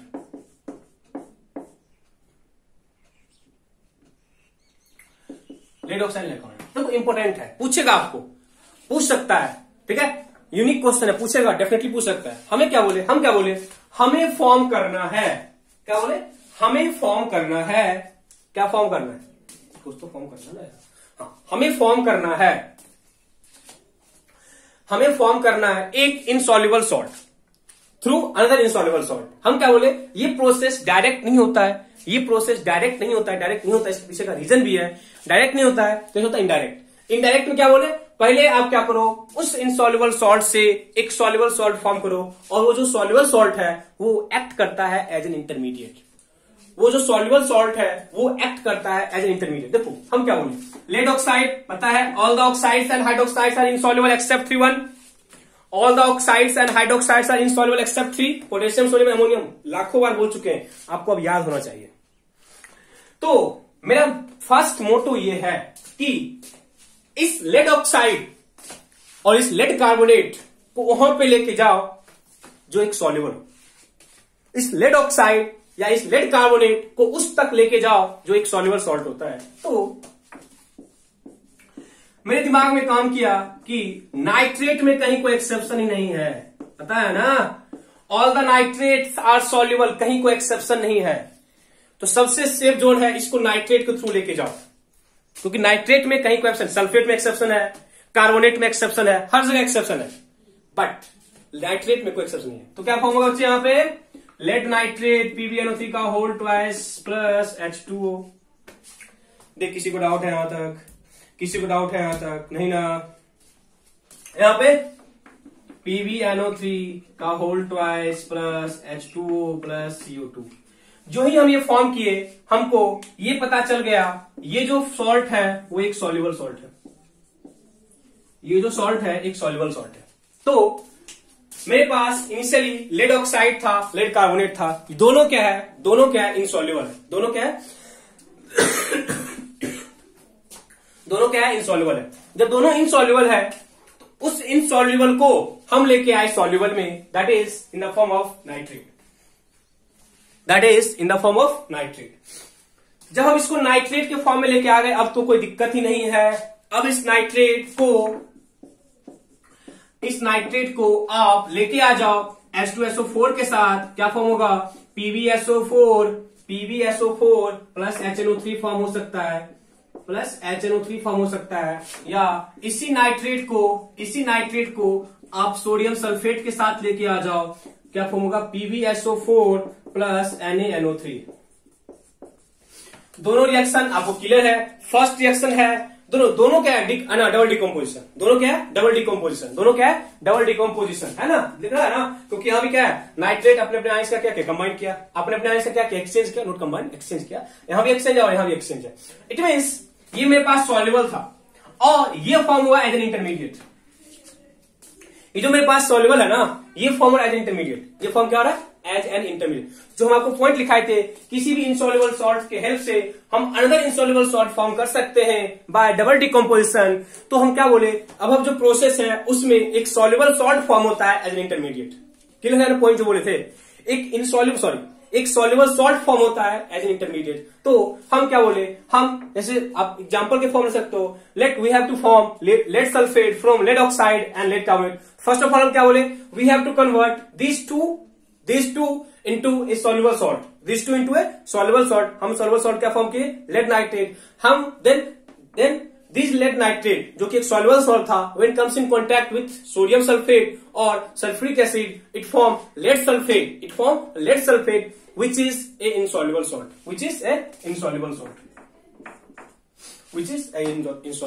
keep in mind। आपको कोई दिक्कत है बोलो, कोई दिक्कत है ध्यान तो बोलो, सिंपल सा है। और लेड सल्फेट का जो एग्जांपल है, वो आपको लर्न रखना है, ठीक है।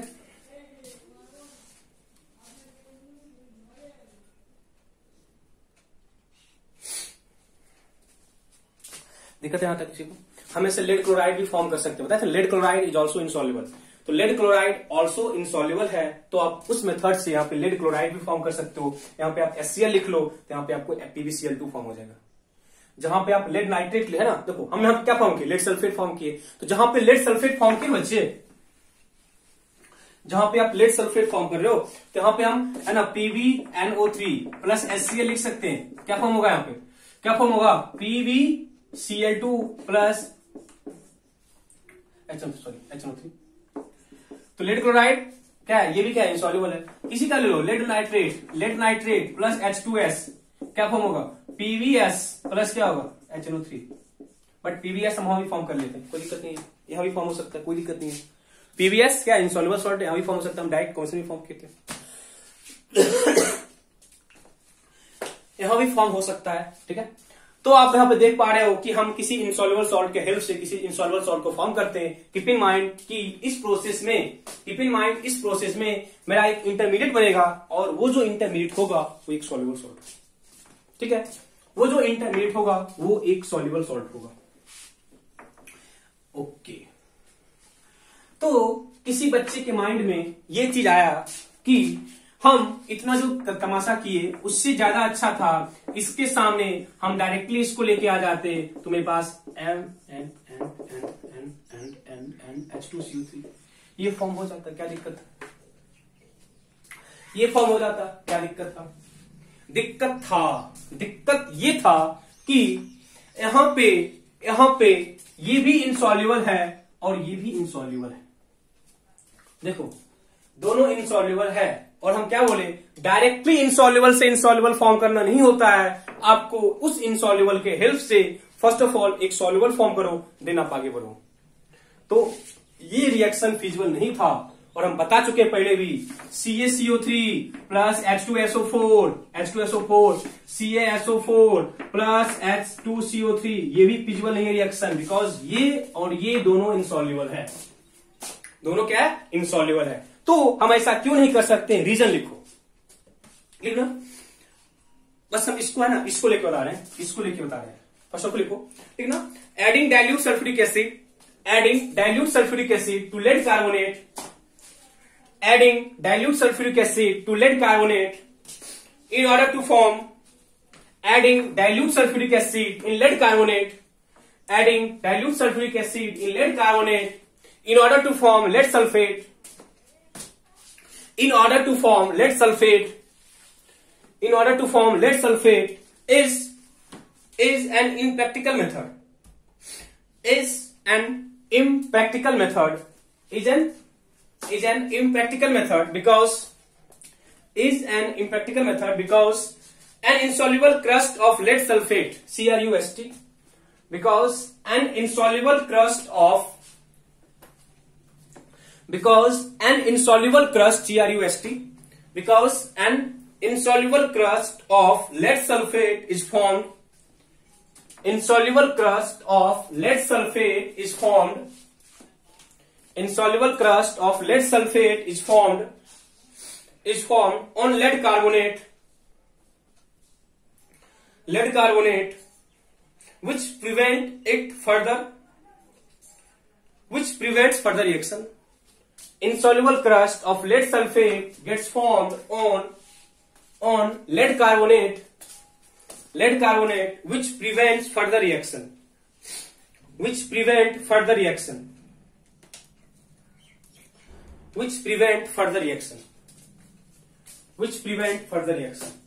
तो पहले हम क्या करेंगे, ऐसा नहीं करते। फर्स्ट ऑफ ऑल हम उस कार्बोनेट को एक सॉल्युबल में लेके जाते हैं, देन आपको कोई दिक्कत नहीं है। तो आप इस चीज याद रखना, कब हम इनसॉल्युबल को इनसॉल्युबल कन्वर्ट करते हैं वहां पे एक सॉल्युबल इंटरमीडिएट बनता है, तो आप प्रोसीड कर सकते हो। ठीक है बच्चे, तो यहां तक हम जो किए, हम सॉल्युबल सॉल्ट का फॉर्मेशन किए और इनसॉल्युबल सॉल्ट का फॉर्मेशन किए। आई होप आपको अभी तक लर्न हो जाना चाहिए, जितना पॉइंट इतना चीज बोले, हर बार हर चीज को हम 2-3 बार एक्सप्लेन किए, तो आप थिंक आपको पता हो गया होगा। अब इसके बाद जो मेरा फॉर्मेशन है वो इनसॉल्युबल सॉल्ट या सॉल्युबल सॉल्ट का फॉर्मेशन है। देखो अब जो हम फॉर्म करेंगे वो सॉल्युबल, अभी हम देखो अभी हम किए, ये सारा क्या था, थ्योरेटिकल था। अब हम जाएंगे कुछ लैब में हम कैसे फॉर्म करते हैं, लैब में हम किसी भी सॉल्युबल और इनसॉल्युबल सॉल्ट को कैसे फॉर्म करते हैं। ये तो था फ्रॉम केमिकल रिएक्शन, आप कैसे करोगे, बट लैब में मतलब कि कौन कौन सा इक्विपमेंट कैसे होता है, कि कैसे को हीट करते हैं, उस है ना, इस सारे प्रोसेस को हम देखेंगे कि laboratory formation of soluble and insoluble salt, वो भी हम देख लेंगे। ठीक है, एक लेक्चर, जो लेक्चर आपको मिलेगा, जो कि आपको खुद करना है। ठीक है, हम वो नहीं करेंगे, आपको खुद करना है। इतना आइडिया के बाद आपको पता चल गया कि कौन सा सॉल्युबल है, कौन सा इनसॉल्युबल है, कैसे कहां पे लॉजिक क्या है, आपको उतना आइडिया हो गया। Okay, thank you, bye bye.